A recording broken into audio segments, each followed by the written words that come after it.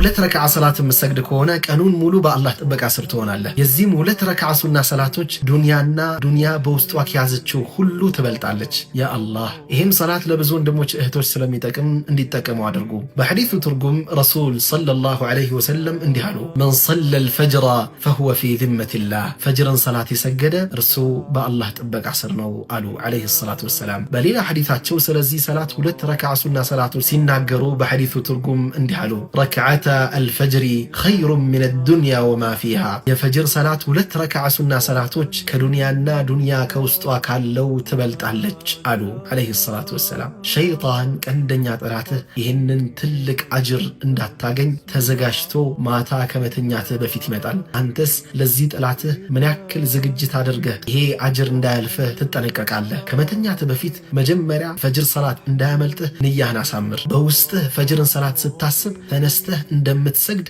መልካም እሳቤን በውስጥ አስብ።